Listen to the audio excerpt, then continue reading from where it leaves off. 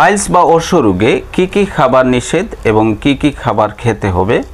তো আজকে শুধু জানবেন যে কী কী খাবার নিষেধ এই ভিডিওতে। পরবর্তী ভিডিওতে আপনারা কী কী খাবার খেতে পারবেন এবং কী কী ভেষজ সেগুলো অন্যান্য ভিডিওতে পাবেন আপনি। তো আজকে জানবেন কী কী খাবার নিষেধ, কারণ নিষেধটা যদি আপনি না মানেন তাহলে আপনি যত ভালো কিছুই খান না কেন আপনার কাজ হবে না বা পাইলসটা কমবে না।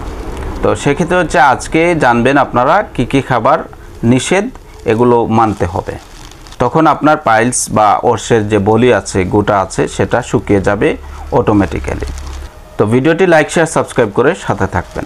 অর্শ বা পাইলস রোগে কি কি খাবার নিষেধ সেগুলো হচ্ছে ফিগ বা ডুমুর, পাম ফল, এটা কিন্তু আমাদের দেশের ফল না, কাঁচা কলা, বেগুন, বিচি সহ বিভিন্ন ফল যেমন ডালিম, পেয়ারা, তবে যদি ডালিম পেয়ারার জুস খান তাহলে অসুবিধা নাই।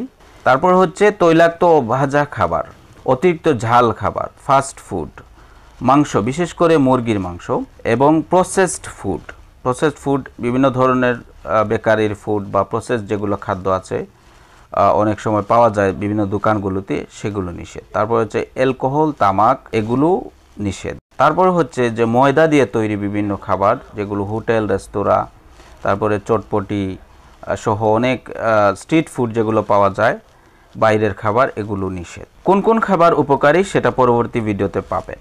ভুলে যাওয়ার আগে ভিডিওটি শেয়ার করুন।